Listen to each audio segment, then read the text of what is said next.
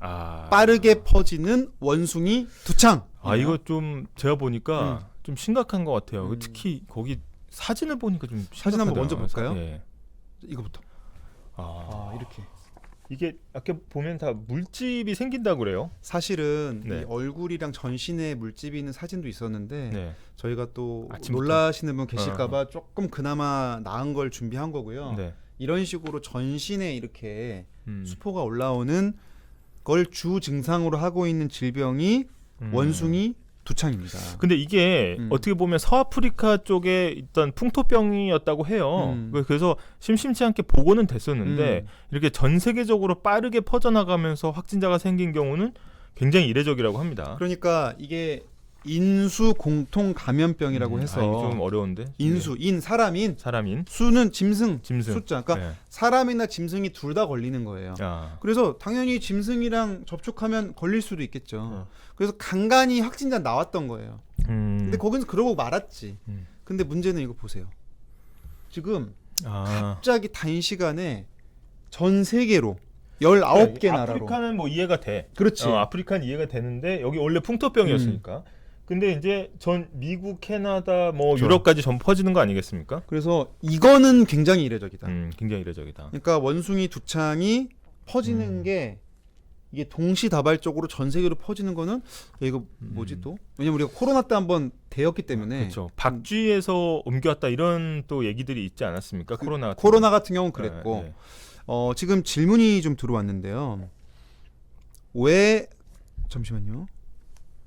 제가 댓글 두창이 무슨 말일까요? 그러셨거든요. 두창. 그러니까 두가 이 천연두라는 천연두 할 때 그 두. 천연두라는 그 두자고 두창이 이제 사람 두창이 있고 그러니까 창이 상처 아니겠습니까? 창 그렇죠. 그러니까 천연두로 인한 상처 뭐 이런 질병을 일컫는 건데 천연두가 사실 옛날에 이렇게 말하면 또 제 나이가 또 나오는데 옛날에 우리 비디오 대여점 가서 비디오 빌리면 옛날 어린이들은 호환, 마마 등이 가장 큰 재앙이었으나 의무시청. 현대 어린이들은 뭐 비디오가 문제입니다. 뭐 이러면서 칼 바꿔 잡고 그런 게 있었는데 이제 호환이 호랑이가 물어가거나 혹은 이 마마가 천연두예요. 천연두였죠. 천연두.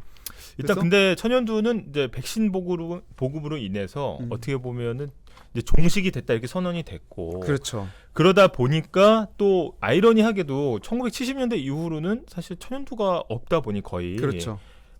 거기에 대한 면역이 가진 사람도 거의 없는 거예요. 그렇죠. 그러니까 사실은 이 천연두가 얼마나 무서운 질병이냐면 중남미에 있던 원주민들의 90%가 사망해요. 천연두로. 콜럼버스가 그 아메리카 대륙에 여기 있네.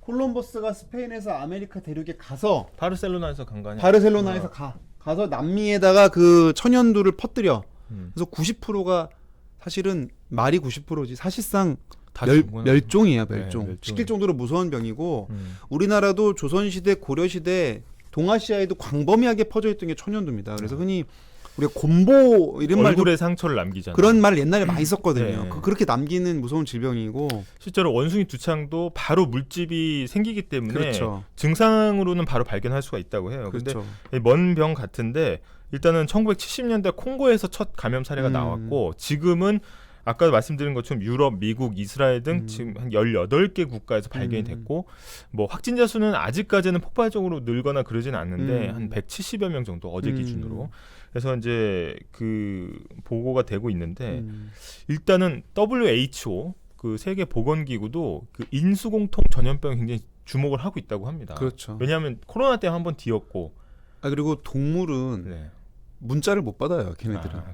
뭐 자가격리 하시기 바랍니다. 동물이 그런 게 어딨어. 그러니까 사실은 삽시간에 퍼질 수도 있기 때문에 그렇죠. 좀 그런 걱정은 있지만 다만 다행인 건 변이의 가능성은 좀 적은 편이라고 합니다. 변이의 가능성은 적은 거 하나. 그 다음에 이제 전파력이 코로나처럼 그렇게 막 세진 않다. 그래서 이제 어제 그 국내에서도 얘기가 나왔어요. 그래서 이제 전문가들은 이렇게 정도 퍼졌으면 국내 유입은 사실은 시간 문제고 이미 들어와 있을 수도 있다.